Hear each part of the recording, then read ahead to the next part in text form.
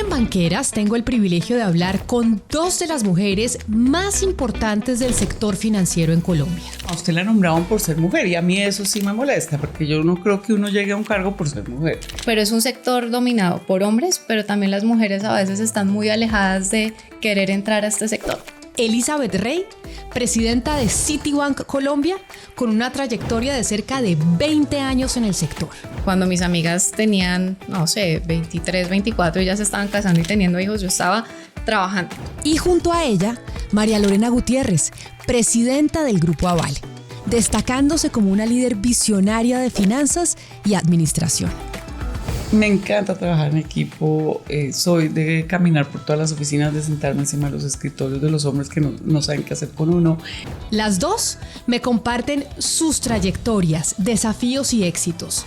A través de una conversación muy personal, abordamos la representación femenina en posiciones de liderazgo y exploramos el equilibrio entre la vida profesional y la personal. No tuvo los hijos en el momento que era y digo, en el momento que era no los pude tener, no se dio la oportunidad y en este momento me siento completamente tranquila y contenta con mi vida. Y yo creo que las mujeres también tenemos que aprender que no podemos hacer todo y que hay momentos en que uno sí puede estar y uno no puede estar. Este diálogo me reveló cómo la confianza y la autoafirmación son cruciales para el avance profesional de las mujeres. Uno tiene que disfrutar del trabajo que hace. Si uno no disfruta del trabajo que hace, no va a ser el mejor en su trabajo. Banqueras, la historia de 50 mujeres del sector financiero en Colombia, su proceso personal y profesional para llegar a la cima en un sector en donde históricamente los protagonistas han sido los hombres. Para el capítulo de hoy, quien me acompaña en la camiseta es Janet Yellen, una economista norteamericana, quien fue la presidenta de la Reserva Federal número 15, una de las mujeres más poderosas a nivel económico del planeta, hoy secretaria del Tesoro de los Estados Unidos, y he decidido escoger esta camiseta para ustedes dos, para mis invitadas María Lorena y Elizabeth. Bienvenidas, gracias por estar hoy aquí en Banqueras. Hola Camila, mil gracias por la invitación. Qué placer tener a dos mujeres que han llegado tan lejos en el sector financiero. Y que además preguntarles, empiezo por ti, Elizabeth, ¿siempre pensaste que querías estar en el sector financiero? ¿Que este era el trabajo que tú querías desempeñar? Yo creo que ha sido un viaje y un viaje largo. Yo creo que al principio no tenía una claridad de querer estar en el sector y liderando uno de los principales bancos en el país. La verdad que comenzó con una aproximación que justo hablaba de... Yo empecé en regulación económica, en un estudio de mercado de cómo hacer para desarrollar el mercado de capitales y comencé a ver una gran disparidad entre la realidad y la teoría. Y dije, prefiero estar en la realidad y no en un marco teórico, y ahí fue cuando comencé a dar el paso a trabajar en sector financiero. María Lorena, ¿y usted dónde empezó? Pues increíblemente cuando estaba estudiando ingeniería industrial, lo que más me gustó estudiando fue finanzas.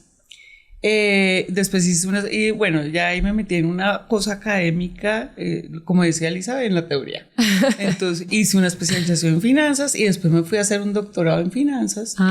Y entonces regresé a trabajar en los Andes como decana y supuestamente pues mi área era finanzas, enseñaba finanzas en todos los programas, pregrado, MBA, etcétera. Y bueno, la vida le dando vueltas, después pasé a trabajar en el gobierno y bueno, terminé en el sector financiero, pero yo creo que siempre me han gustado las finanzas. Doctorado en finanzas en un momento en donde con cuántas mujeres compartió. Los doctorados son muy chiquitos, por lo general son 10, 5, pero ¿cuántas mujeres había y cuántos hombres en su doctorado? Éramos 5 y yo era la única mujer. Exacto. Entonces ahí es donde quiero ir. Elizabeth, cuando tú arrancaste, el sector en el que estabas, ¿era principalmente masculino o también había otras mujeres con las que compartías tu trabajo? No, yo cuando empecé, y pues también siempre muy enfocada en sector financiero, pero siempre ha sido un sector donde han habido hombres, pero hoy cuando miro hacia atrás y digo, ¿por qué no hay mujeres? Yo hago un llamado a las mujeres que entren, porque somos un sector pequeño, pero cuando comienzas a buscar talento, hay muchas mujeres que o les da temor entrar o tienen otras alternativas, pero es un sector dominado por hombres, pero también las mujeres a veces están muy alejadas de querer entrar a este sector. Pero ¿y qué hizo en ti, en tu educación, en tu vida, que tú sí entraras? Primero, yo creo que es la el sentirse uno igual. Digamos, yo nunca he sentido una disparidad en el sector o una desigualdad. Lo que yo creo es uno tiene que tener es la formación que tiene frente a cómo asumir los retos, cómo tomar las responsabilidades, la disciplina y el enfoque a la meta. Y es lo que uno hace para poder llegar a donde está. Claro, María Lorena, y en eso que dice Elizabeth, en su educación, desde que usted era niña, etcétera, etcétera, ¿qué hizo que usted tuviera eso que dice Elizabeth que es necesario para poder entrar a un sector que pues históricamente ha sido dominado por los hombres, pero en donde usted ha sido pues también protagonista?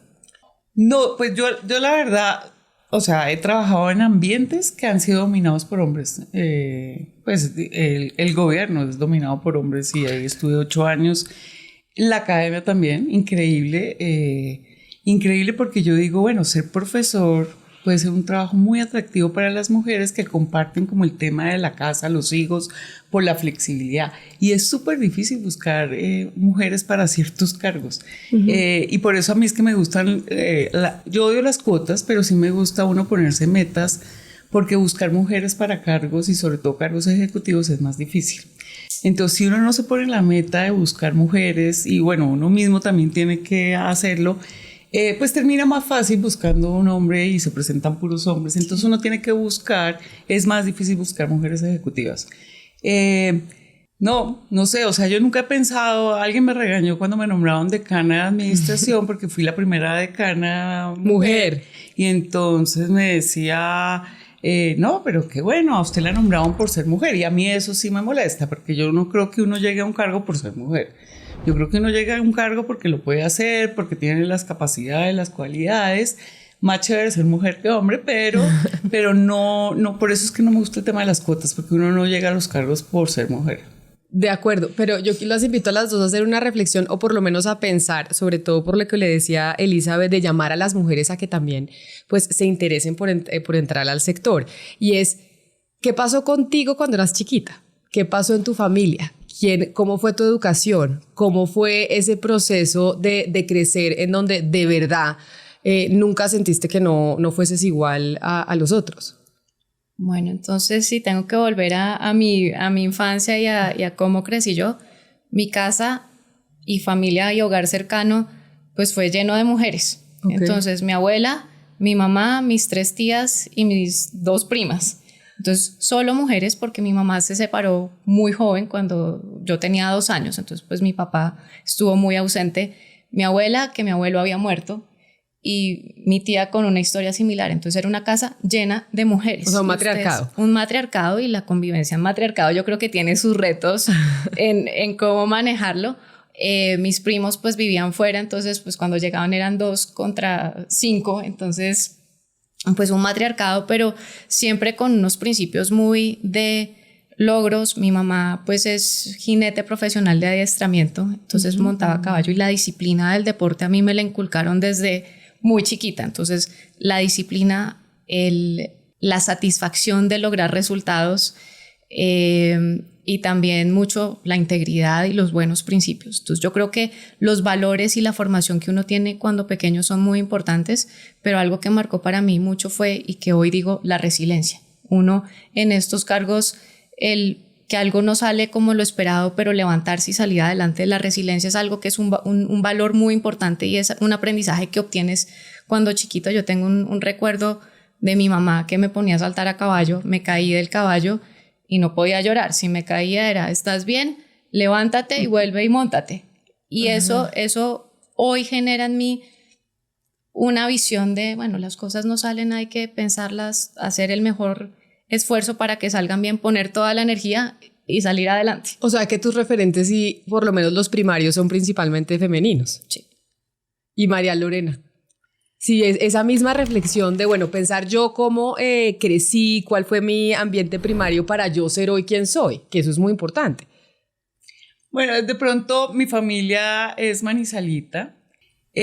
Nosotros somos 4 hijos, yo soy la mayor, somos 2 y 2, entonces tampoco es que haya una cosa de más mujeres como en tu caso.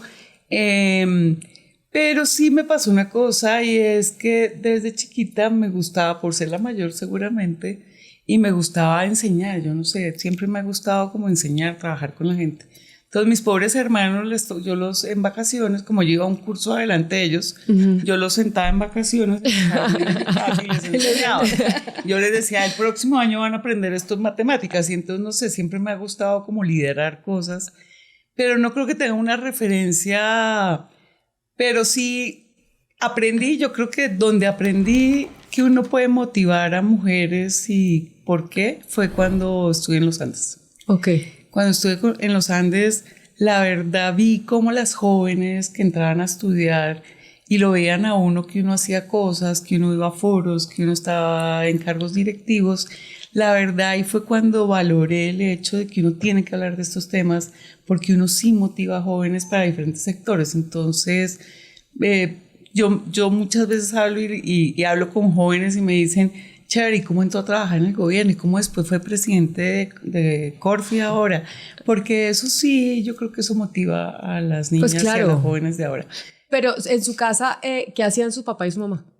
Mi papá trabajaba en el sector de textiles, era empresario, y mi mamá trabajaba con él, digamos, ayudándole, pero eran emprendedores, digamos. ¿Y usted tenía relación más cercana con su mamá o con su papá? Con los dos me pasó, digamos, que se separaron. Okay. Y dentro de esa cultura machista, mi mamá dijo, no, bueno, mientras nos separamos los bienes y tal, ustedes quédense con su papá. Y después se fueron yendo mis hermanos, yo me quedé sola con mi papá. Y bueno, mi papá se murió súper joven, se murió a 53 años. Entonces, pues fue una época muy, muy corta, digamos, que estuve solo con mi papá y mis hermanos. ¿Y eso la marcó o no? Eso me marcó. En la personalidad, quiero decir. Yo sí creo que mucho, porque yo tenía 18 años. Ok. Y mi papá, bueno, muy cultura de señor, ¿no? Cuando mi mamá decidió separarse, entonces me dijo, tome carro, tome tarjeta de crédito, usted encárguese de la casa. Entonces yo hacía el mercado de mi casa, mis hermanos, etcétera. Entonces yo creo que eso sí me marcó. Elizabeth, ahora que estás tú en un cargo directivo, y pues a María Lorena ahora le va a preguntar eso mismo, ¿sientes que a ti te ha tocado adoptar características que son principalmente masculinas para poder tener un mayor dominio de la situación o no? A pesar de que tú vienes de una casa principalmente de mujeres. Sí, yo la verdad que no he sentido que uno tenga que adoptar formas o estilos masculinos. Yo creo que uno logra las cosas en su propio estilo de liderazgo y siempre buscando uno escuchar. Yo creo que una de las principales es oír, tomar distintos puntos de vista, pero también tomar decisiones. Yo creo que uno en un cargo directivo tiene que tomar decisiones y hacer que se mueva en torno a las decisiones que se toma, con un poco de oír, tomar las perspectivas. Consenso, no creo en los consensos, creo en tomar distintos puntos y ser pragmática en las soluciones que implementas, que sean de ejecución realista, y también uno estar muy cercano a la gente. Digamos, yo creo que a veces hay veces que uno le dicen, no, es que estar alejado. Yo creo que es el carácter que cada uno tenga, cómo le imprime, pero yo no he sentido que tenga que adoptar. Pero dice por lo general que las mujeres, ahora que dices que no crees en los consensos, que las mujeres somos mucho más dadas a crear consensos y a tomar decisiones en donde se adopten lo que piensa todo el grupo, más que los hombres, que pueden llegar a tener una característica más autoritaria. ¿O usted cree que no, por ejemplo, María Lorena? Yo no creo. Okay. Es más, creo que somos más de discutir las cosas que los hombres. Ajá. Pienso, digamos, yo creo que a veces los hombres llegan más fácil a consensos porque evitan más el conflicto. Yo no sé, las mujeres no nos importa tener conflictos. No es que nos guste el conflicto, pero quiero decir, no nos importa discutir, no nos importa no estar de acuerdo con otra persona y discutir un tiempo. Yo siento, digamos, en términos generales, que los hombres prefieren evitar el conflicto y llegan más rápido a consensos. Ah, no me digas, ¿lo mismo piensas tú, Elizabeth? De acuerdo. Las veo a las dos muy parecidas, veo personalidades muy parecidas aquí, sentadas al frente mío. ¿Qué ha sido difícil? Digamos, como que las dos han dicho y han estado en espacios en donde, pues, las dos me dicen, han sido dominados principalmente por hombres. He estado en reuniones en donde han estado más hombres que mujeres y yo he sido la única mujer. ¿Qué ha sido difícil, Elizabeth? Yo creo que lo difícil en la carrera, yo la sentada con los hombres, la verdad que siempre lo veo, es uno toma su posición. Y María Lorena hablaba de cómo aprender y hablar con los jóvenes, y justo tuve esta discusión con dos alumnas estudiantes de los Andes que me preguntaban ¿cómo haces cuando hay foros de tantos hombres y no te da miedo no tener la respuesta correcta? Y ahorita que me lo preguntas, uno siempre tiene su lugar, y entonces a mí el tema de estar sentada con hombres y poner mi punto no me ha parecido difícil. Me ha parecido más difíciles las situaciones en las que uno a veces se enfrenta que las cosas no salen bien o son situaciones difíciles, y mantener la calma, pensar, oír y tomar una decisión, y mantener sobre todo la calma y el foco. Eso ha sido algo que aprendes en el tiempo, y solamente con errores has aprendido, o con experiencias pasadas aprendes eso, pero es difícil el mantener la mente calmada, enfocada y manejar una situación de la mejor forma. Pero entonces en tu carrera, ¿qué ha sido lo difícil? ¿Qué ha sido lo retador siendo mujer? ¿O nada? Tú dices, realmente yo no creo que nada haya sido difícil por cuenta de que soy mujer. Para mí, por cuenta de que soy mujer, no ha sido nada difícil. Yo creo que con los méritos, con la disciplina, con la capacidad técnica, con integrar y conocer las cosas que hago, pues he llegado a donde estoy. No te digo que es fácil, porque tienes que, si lo haces bien, pues llegas al punto. Entonces yo siento que por ser mujer me ha costado, no. Ok, María Lorena. Yo creo que uno se hace un esfuerzo adicional, digamos, porque también nos retamos más. Cuando uno está en un ambiente, no importa que sea hombres y mujeres, pero cualquier cosa, si uno es más diferente al resto del grupo, uno sí quiere como sobresalir o...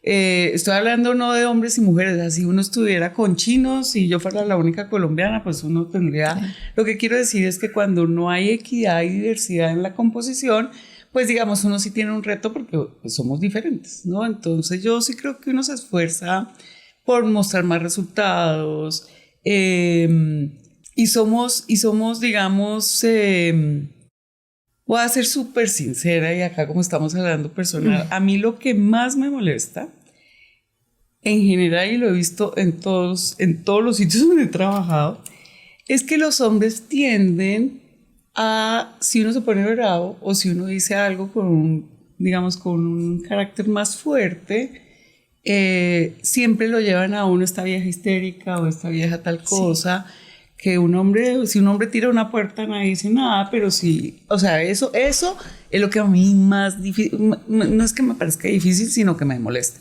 Eso sí me puede sacar a mí, digamos, de que las mujeres, digamos, tenemos que ser, no sé, como diferentes, pero eso es lo que más me molesta a mí. Y no solo lo piensan los hombres, incluso las propias mujeres, cuando ven una mujer fuerte y que tiene tal vez un tono de voz un poco más recio, empiezan a decir, ay, no, es que esta es histérica. Es histérica, o quién sabe qué le pasó hoy. O sea, hoy y a un hombre nunca... Hoy no durmió bien. Hoy no durmió bien, pero a los hombres nunca les dicen eso. No, o sea, un hombre que medio alce la voz o que sea bravo, todo el mundo sabe, no, hasta lo respetan. Entonces, la verdad, eso me parece que todavía existe en la cultura. Pero ustedes dos para llegar a los cargos... O llorar. Sí. Claro. O sea, porque no podemos llorar. Entonces, no, pues miren esta vieja ahora llorando. Ahora se puso a llorar, sí, eso.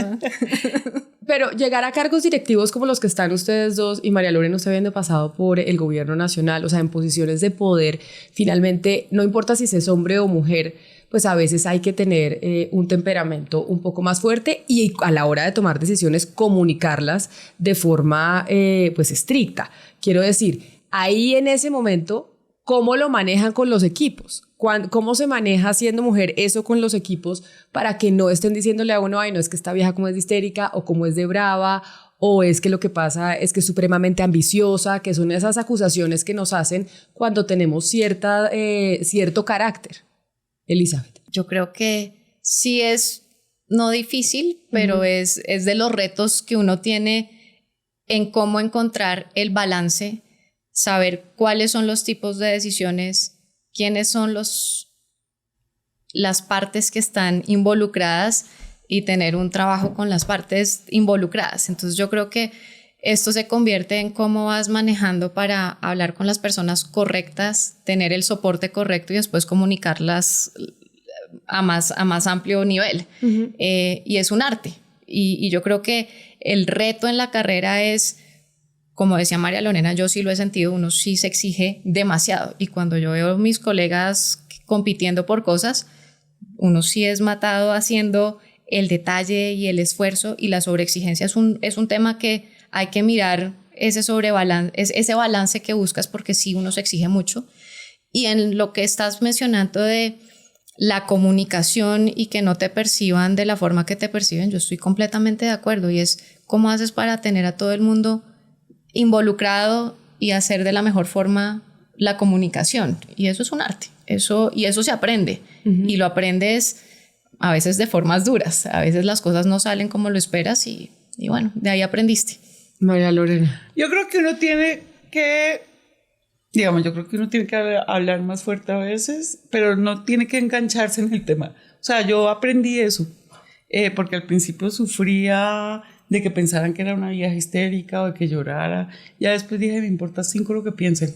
¿Y en qué momento logró que dijeran me importa 5? O sea, pues ¿cuál es ese paso? Porque no creo sé, que es una madurez importante. Vivido y reflexionar, pero yo creo que uno tiene que vivir, como todo en la vida, uno tiene que vivir las experiencias. Pero sí creo que uno, por eso es chévere hablar de estas cosas que son demasiado íntimas, porque uno no habla normalmente de que le molesta que los hombres digan tal cosa o hagan tal cosa. Porque yo creo que uno tiene que aprender a zafarse, a no engancharse, a decir, bueno, así es uno, y también a manejarlo. A manejarlo, porque yo conozco mujeres ejecutivas que se les va la mano. Entonces, que creen que para mostrar su poder tienen que gritar a todo el mundo. Que también hay hombres así, pero también en las mujeres hay una mayor concentración de que todo el mundo se da cuenta, ¿no? Entonces yo creo que uno tiene que aprender a manejar. El poder no está en cómo trata uno a la gente. Y lo que, sí, yo aprendí a que no me molestara, ¿no? De lo que pensaran los hombres si estamos en una reunión y yo me pongo brava, pues ya problema de ellos, ¿no? Pero sí, con los equipos es diferente. Me encanta trabajar en equipo, soy de caminar por todas las oficinas, de sentarme encima de los escritorios de los hombres que no saben qué hacer con uno. Me encanta, digamos, como y eso es una ventaja de la mujer también. Los hombres no se sienten tan cómodos de hacer estas cosas que son entre medios sociales, cercanas, abrazarlos. Pues no, tenemos que tener cuidado con el acoso laboral. Pero sí hay una ventaja de ser mujer que uno tiene que aprovechar.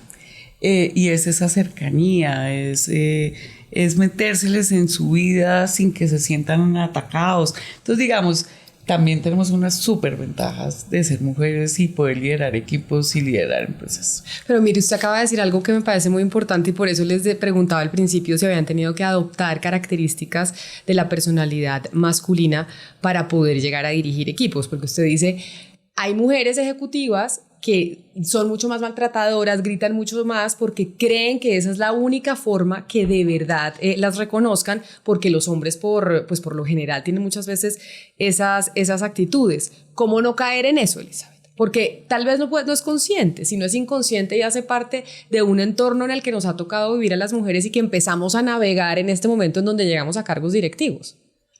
Bueno, y es una vivencia muy personal, y yo trato de ser muy balanceada. Yo estuve en la India bastante tiempo, 6 meses, y uno aprende el balance y la calma de la mente, y para mí eso es algo que trato de practicar, y ese ser balanceado ayuda justamente a eso, que el ego no vaya más allá de donde tiene que estar. El ego es una fuerza que te ayuda a tener la fuerza interna para moverte hacia adelante, pero también tienes que no dejarlo ir más allá, porque entonces ya te conviertes en un ser que empuja, que es intrascendente, que no tiene en cuenta los demás. Y aquí, como María Lorena dice, el trabajo de los equipos, para uno lograr resultados, necesita el equipo, necesita el equipo detrás para llegar y meter el gol. Eso es clarísimo. Entonces, es como el líder se mantiene balanceado. Y ese balance uno lo trata de practicar todos los días, pero a veces es duro. 6 meses en la India, ¿haciendo qué? Viajando, porque es una de mis pasiones, pero también estuve en un ashram, ¿no? Un tiempo muy, muy, muy, muy bueno. Es decir, que meditas constantemente.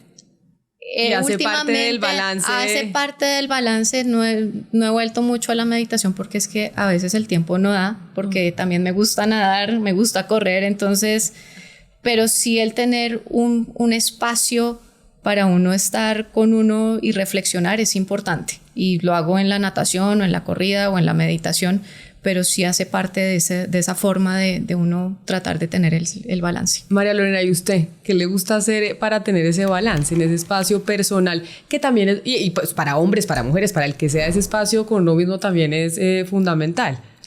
Me encanta viajar. Creo que es como el momento en que me puedo desconectar de todo.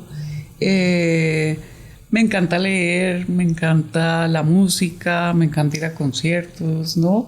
Pero la verdad es como cosas que me gustan hacer más que reflexionar, ¿no? Okay. Casi que reflexiones como por las noches.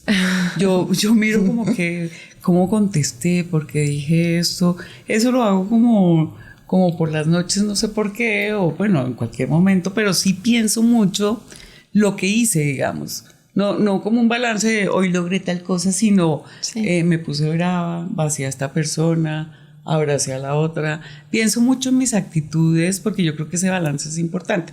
Que además insisto que no solo, o sea, nosotros las mujeres nos cuidamos más en eso o pensamos más en eso, pero ojalá los hombres lo hicieran también. Claro. No, o sea, ojalá los hombres pensaran cómo se comportan, cómo porque hacen, nosotras tenemos más sentimiento de culpa, no sé por qué. Porque nosotros pensamos mucho en lo que piensan los otros y que si somos viejas histéricas y que si somos soft o que lloramos o que somos unas bobas. Los hombres, la verdad, por eso yo digo que lo de engancharse, que de pronto no es la palabra más sofisticada, ellos son más frescos para eso. Ellos no les importa pensar que piensan que son bravos o que son débiles, bueno, lo de débiles de pronto, pero nosotros sí pensamos mucho en eso. Entonces, casi que mi invitación es que uno sí, hombres y mujeres, tenemos que reflexionar, tenemos que tener un balance, ¿no? Pero las mujeres tampoco nos deberíamos enganchar tanto, porque creo que nos martirizamos un poco con el tema. Hay una decisión y una reflexión que tenemos que hacer todas las mujeres que estamos también en el mundo laboral y que llega en un momento u otro. Y es el tema de la familia, el tema de los hijos. Es algo que todas las mujeres enfrentamos en algún momento, sea una u otra la decisión. Y quiero empezar por ti, Elizabeth. ¿Cómo fue ese momento? En el momento de pensar, y bueno, yo quiero tener familia, no quiero tener familia, yo quiero tener hijos, no quiero tener hijos. ¿Esto cómo se me mete en mi desarrollo laboral o no se me mete? A ver, yo creo que fue un tema de... Primero, para mí era importante, si voy a tener familia, estar con la pareja correcta. Okay. Por mi experiencia, tal vez, en que mis padres se separaron cuando yo era muy, muy chiquita, yo creo que algo que yo sí tenía claro es yo quiero tener una familia en el momento en que encuentre la pareja correcta, que no sé si eso uno lo va a encontrar y lo va a sentir en algún momento. Y después un poco tener, para mí la parte de la carrera sí fue importante. Cuando yo estaba de analista de banca de inversión, yo decía tener un hijo, ni un hijo ni mascota en este momento, porque no puedo. Los días y las horas que uno pasa como analista de banca de inversión, puedo decir que son bastantes. Okay. Entonces en ese momento, pues yo decía, en este momento no es cuando mis amigas tenían, no sé, 23, 24 y ya se estaban casando y teniendo hijos, yo estaba trabajando. Y después ya viene más adelante, yo no tengo hijos y la verdad que fue una decisión que no fue que dije no voy a tener, en algún momento dije si se da y lo tengo, feliz, pero si no, pues también, y no se ha dado. Entonces en este momento no tengo hijos y fue una decisión que yo soy feliz con lo que hago. Yo creo que uno en esas decisiones tiene que, cuando toma una decisión, estar satisfecho con la decisión que toma. Entonces, y no tener, ¿cómo se dice?, remordimientos hacia atrás de por qué hice esto y por qué no hice lo otro. Yo hoy digo, mi vida es, yo viajo, soy feliz en mi trabajo, tengo la flexibilidad de hacer lo que hago, de nadar por las mañanas, correr. Y mucha gente me pregunta, pero ¿no le parece, no tuvo los hijos en el momento que era? Y digo, bueno, en el momento que era no los pude tener, no se dio la oportunidad y en este momento me siento completamente tranquila y contenta con mi vida. Pero tú dices, era imposible que yo, siendo analista de banca de inversión, tuviera el tiempo para poder tener un perro, un gato o un bebé. ¿Eso quiere decir que una mujer que entra a trabajar en banca de inversión no tiene esa posibilidad o existe la manera de una mujer que quiere ser analista de bolsa, quiere estar en banca de inversión, pueda también compaginarlo con tener hijos? Conozco muchas personas que lo han hecho exitosamente, pues muchas no, pero tengo una colega mía que tuvo 3. Yo decía, ¿cómo hacía? Hacía maromas, pero tiene 3 niños hoy. Y conozco otras también que tienen sus hijos hoy, y es la decisión de uno cómo hace para hacer la prioridad de su tiempo. Entonces, para mí en mi momento a mí me gusta viajar, a mí me gusta hacer ejercicio, me gusta trabajar, entonces le di una menor prioridad a la familia. Si hay una persona o una mujer que dice, mi prioridad es mi familia, claro que lo puede hacer, y yo creo que es mucho de qué prioridades le das tú en la vida personal y cómo balanceas la parte con el trabajo. El trabajo te va a consumir una parte, tu prioridad en la vida familiar te va a consumir otra parte, cómo le asignas esa prioridad en lo que tú quieres para la vida. Ok, María Lorena, y en el caso suyo. Pues no tengo hijos, no soy casada. Pero fue una decisión consciente de decir yo... No, pasó y estoy feliz, digamos, ¿no? Ok. Y le voy a contar una anécdota. Yo tenía un programa que se llamaba Conciencia Femenina cuando estábamos en los Andes, y era un poco ayudarle a las mujeres ejecutivas porque sí hay ese sentimiento de culpa. No fui a la reunión del colegio, llego a las 7 de la noche y los chinos ya están dormidos, y sí hay un sentimiento de culpa, y yo creo que lo que uno tiene que tratar de hacer primero es no sentirse culpable. Okay. O sea, las que tienen hijos. 2, hay que buscar el tiempo. Y 3, yo creo que los hombres ya ayudan mucho, que antes, hace 40 años, no ayudaban. Entonces el tema del cuidado, del cuidado familiar que llaman ahora, yo creo que es más compartido. Y que yo siempre digo, no es que ayuden, es que les toca, es porque que les su toca. Responsabilidad es mitad y mitad. Exacto, está buenísimo. Sí, no es que me ayuden. No es que me ayuden, sí, está buenísimo. Y yo creo que eso ha avanzado muchísimo, y ha avanzado también el hecho de que a los hombres no les importa que su pareja trabaje y que viaje, y que ellos les toque quedarse en la casa, digamos, cuidando a los niños, y que gane más que él. Eso yo creo que ha cambiado mucho pero hace 30 años no era así. Entonces yo creo que uno sí puede tener un hijo siendo analista de inversión o trabajando. Lo que pasa es que le toca hacer sacrificios. Ok. Entonces, lo que siempre, si yo quiero hacer tal cosa, cualquiera, así sea tener un hijo o quiero, no sé, pues uno siempre tiene que hacer un sacrificio cuando tiene una meta grande, y seguramente le toca organizarse diferente. La vida no es igual de fácil. No es que con hijos o sin hijos sea igual, no. O sea, a uno le toca organizarse, le toca sacrificar cosas.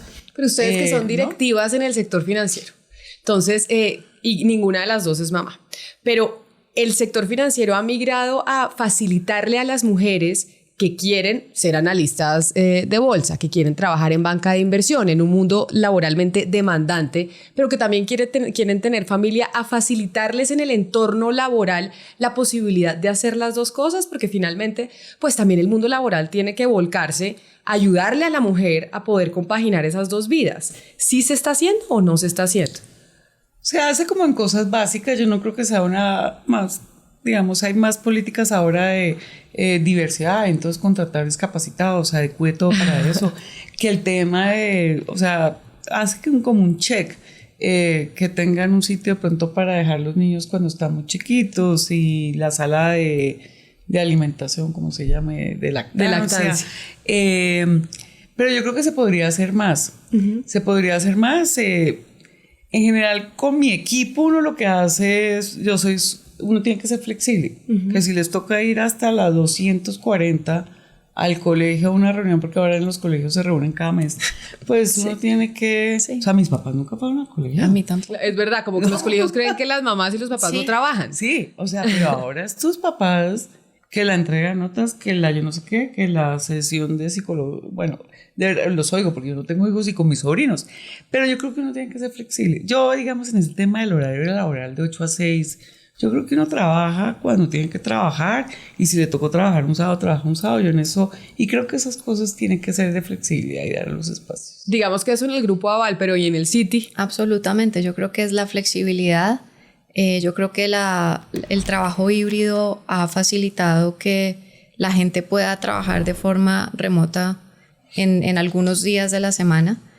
pero también es cómo se organiza para poder tener esa vida familiar con el hijo y dar el rendimiento en el trabajo. Y es, por ejemplo, las agendas. Entonces, si tiene que ir a la 200, pues ese día trate de conectarse, estar presente, organizar la agenda para que lo pueda hacer. Los viajes. Conozco mucha gente en el equipo que con el esposo se reparten los días y tratan de ver cuál es la mejor forma para que uno siempre esté en la casa. Entonces, al final es parte de la organización y de cómo se le da prioridad a las cosas que quiere darle prioridad, y hay muchas herramientas para hacerlo. Pero siento sincera. Y qué pena, yo interrumpo, pero mandaría un mensaje. Una es organización, sacrificio. Uno tiene que hacer sacrificio igual que los hombres que también quieran hacer algo. Pero las mujeres tienden a sentirse culpables. Yo sí creo que eso, mi llamado, yo no tengo hijos, pero conozco y se sienten culpables de no haber participado en ciertas etapas de sus hijos, en no haber podido llegar al colegio. Los hombres no se sienten culpables. Y yo creo que las mujeres también tenemos que aprender que no podemos hacer todo y que hay momentos en que uno sí puede estar y uno no puede estar. Entonces yo creo que ese sentimiento de culpa hay que manejarlo. Pero hablando del sentimiento de culpa, yo creo que el sentimiento de culpa y cómo se lo transfiere a los hijos, ¿sí? Uh-huh. Porque es que y yo lo veo, y digamos, yo tuve una mamá que trabajó todos los días y una abuela que trabajó todos los días. Entonces para mí fue natural ver a mi abuela trabajando en su oficina. A mi mamá también, mi mamá era economista y después se decidió volver jinete, pero siempre mi mamá estaba ocupada trabajando y ella me decía, yo estoy trabajando, tú me tienes que ayudar. No fue un sentimiento de culpa, mira, es que no pude ir a tu reunión del colegio, es que yo no pude, sino era un teamwork, era un trabajo en equipo que mi mamá me decía, tú tienes que sacar buenas notas, tienes que hacer que mi vida me ayudes a que yo pueda estar trabajando y no estar pensando en que tú vas a hacer las cosas a meterte en problemas. Entonces, por favor, no problemas, buenas notas y la comunicación con mi mamá súper bien. Yo no tengo ningún tema y creo que hoy muchas mamás piensan que si no están con los hijos en todos los momentos tienen un sentido de culpa, y yo creo que cómo se habla con los hijos y cómo se les da el ejemplo es fundamental. ¿Y qué tal es tu relación con tu mamá? Y te lo pregunto ¿por qué? Porque yo tengo una hija y siempre el gran reto o temor es que no tengamos una buena relación cuando seamos grandes, porque la relación mamá e hija siempre es un poco más complicada. ¿Cómo es tu relación con tu mamá? Excelente. Y con mi abuela, excelente, y somos amigas y hacemos muchas cosas juntas, y yo veo a mi mamá como quien me dio las herramientas para hoy ser una persona independiente, para ser responsable, disciplinada, y muchas de las cosas que yo aprendí se las debo a mi mamá y a lo que me inculcó. Y la relación no es mamá-hija, es súper cercana. Ok. Pero seamos sinceras, y quiero a las dos que me digan con sinceridad, poniéndose la mano en el corazón. Y es, ¿ustedes creen, María Elena, usted cree que usted hubiera podido ocupar los cargos que ha ocupado, tener la carrera tan exitosa que ha tenido si hubiera sido mamá? Me ha quedado más fácil, pero sí creo que lo hubiera podido hacer. Okay. Me ha quedado más fácil de pronto trabajar más, digamos, estar más entregada al trabajo, pero creo que sí se puede hacer.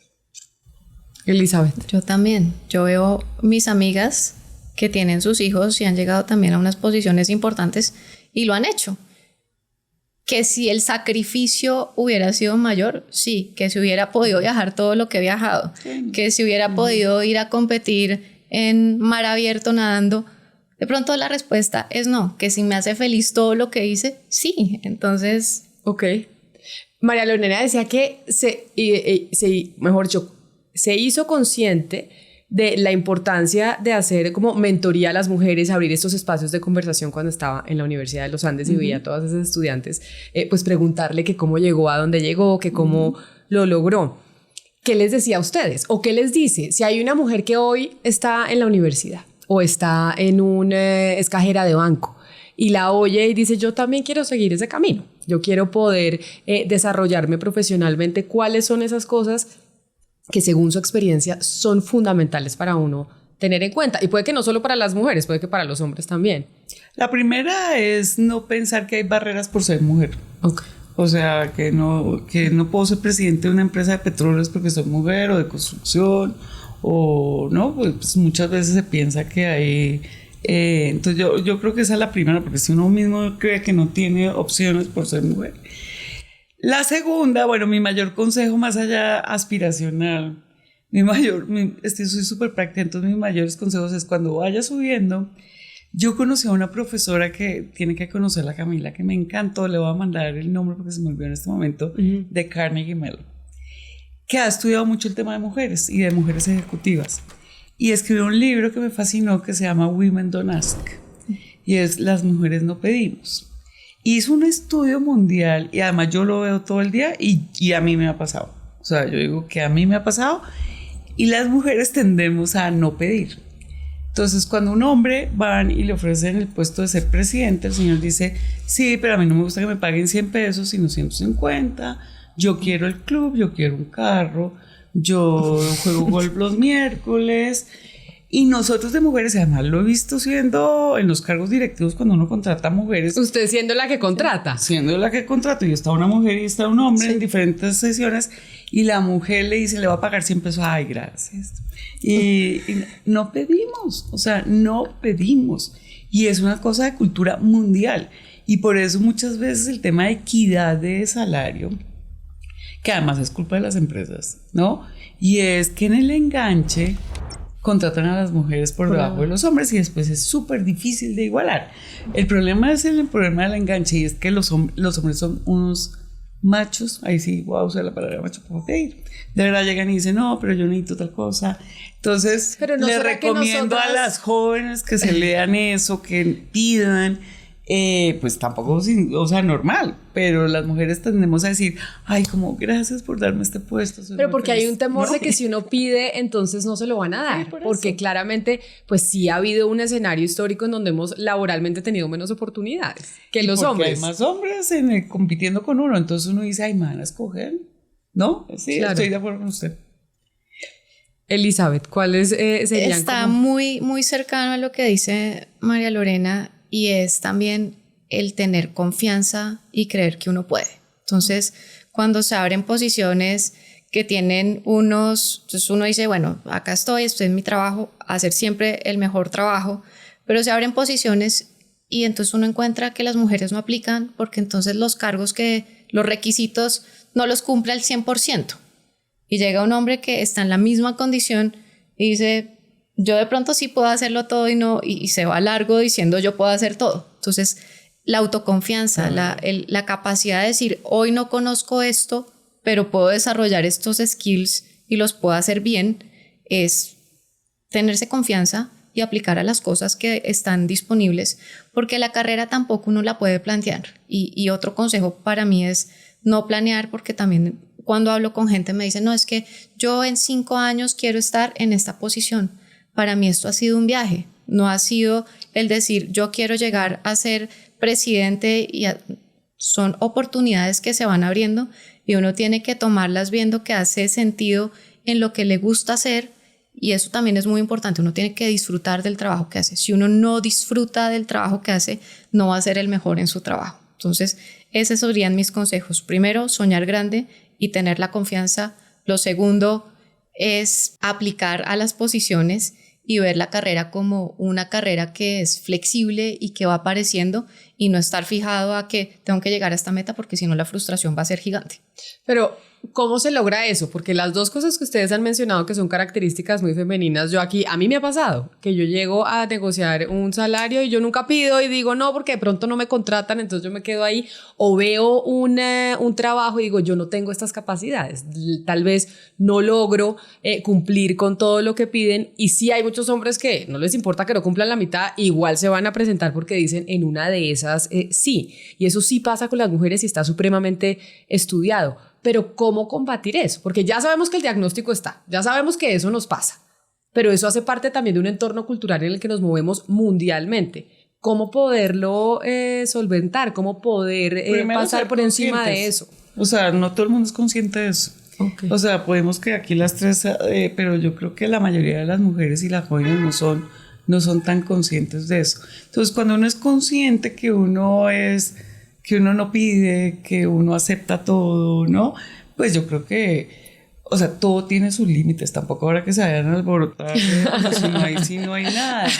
Pero yo creo que pues, para eso somos inteligentes, al igual que un hombre pide unos límites, las mujeres también.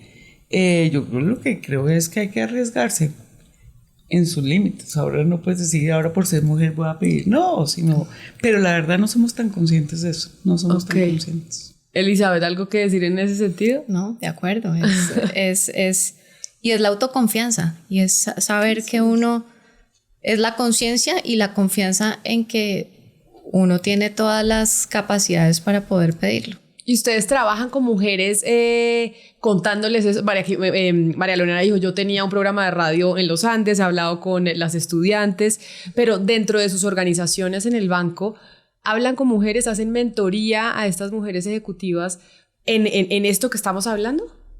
Elizabeth. Sí. En Citi tenemos Woman Network, que es un programa de mentoría para mujeres y se hablan muchos temas. Estos temas se discuten abiertamente y es sorprendente porque muchas, como dice María Lorena, no son conscientes de, y todo empieza por empezar a decir, efectivamente esto pasa. Y tengo muchos casos de personas que uno piensa que están listas para el cargo y dicen, no, es que todavía me falta, todavía no sé esto.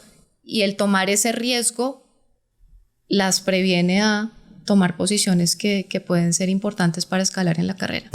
¿Usted hace mentoría también? Lo hago, pero digamos más natural. No es que tenga un programa de mentoría para mujeres, pero está buena la idea.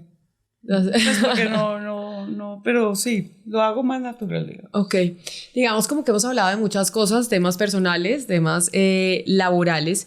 ¿Ustedes se conocían antes?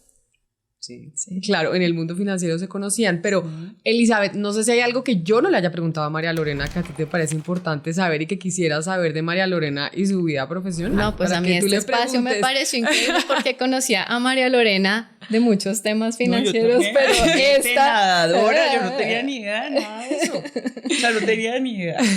¿Qué le quisieras preguntar que yo no le he preguntado y que quisiera saber de María Lorena y de su vida profesional, laboral, personal? Bueno, si es posible, ¿cuál ha sido uno de los momentos difíciles en la carrera? Oh my goodness. No, he tenido tantos y tiene que ver, digamos, con el poder de los hombres. Y me ha tocado tomar decisiones difíciles.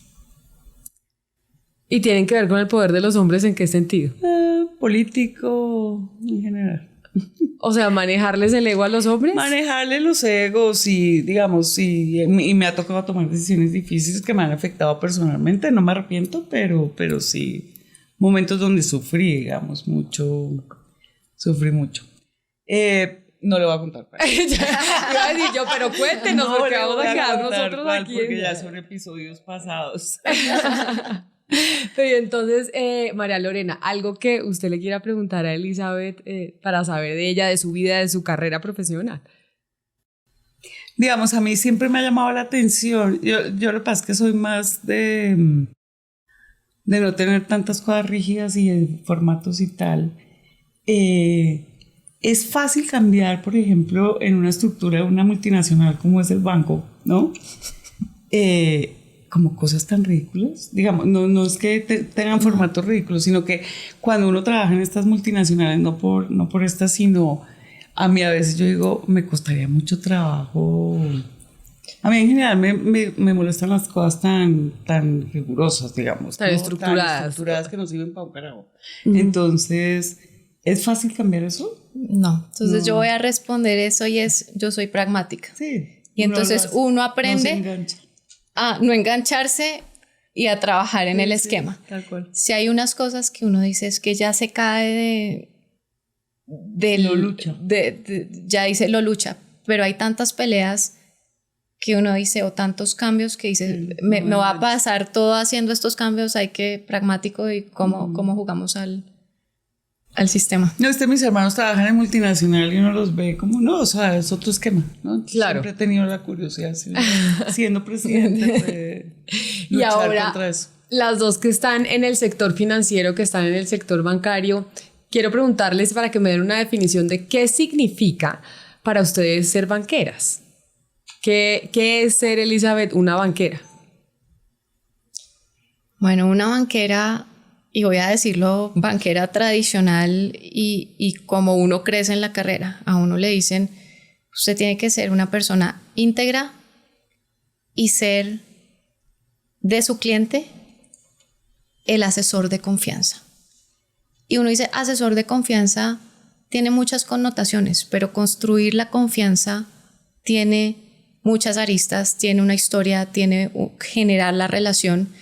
Y cuando uno construye relaciones con sus clientes, es construir relaciones a partir de darles valor, dar una asesoría que sea una asesoría que va en pro del cliente y que le diga cuáles son sus riesgos, cuáles son los beneficios y tener un entendimiento muy claro del objetivo del cliente para lograrlo. Entonces, para mí ser banquera y ser la mejor banquera es estar cerca del cliente, tener su confianza y darle una propuesta de valor. María Lorena. A mí me encanta este sector, digamos, y ser banquera líder, pues es igual que ser petrolera líder. Yo creo que, o sea, pero ¿qué es lo bueno de este sector? Es el impacto que puede tener en el país y en la gente. Uh-huh. Es un sector que moviliza, es un sector que tiene que ver con todos los colombianos o con con los ciudadanos en general, desde los informales hasta los empresarios grandes, con el mismo gobierno, porque también es, o sea, todo es con, mejor dicho, es un sector que moviliza recursos. Y entonces, eso es parte de la economía. Entonces me encanta el impacto. A mí me ha gustado siempre como el tema de impacto, por eso me encanta el sector financiero, el sector bancario, por el impacto que genera en la gente y en el país. Pues sí, las dos me han impactado mucho a mí, así en esta conversación, así que les agradezco enormemente por todo lo que he podido aprender de ustedes como profesionales y de lo que han sido sus vidas y su trabajo en el sector bancario. Mil gracias por sentarse aquí, por abrirme el corazón. Yo sé que a veces es difícil como contar cosas personales. Pero conté cosas que no había hecho. Así que mil gracias por estar aquí en Banqueras. Gracias, Camila. Súper chévere este espacio. Gracias. Y ojalá les sirva a otras mujeres. Esa es la idea.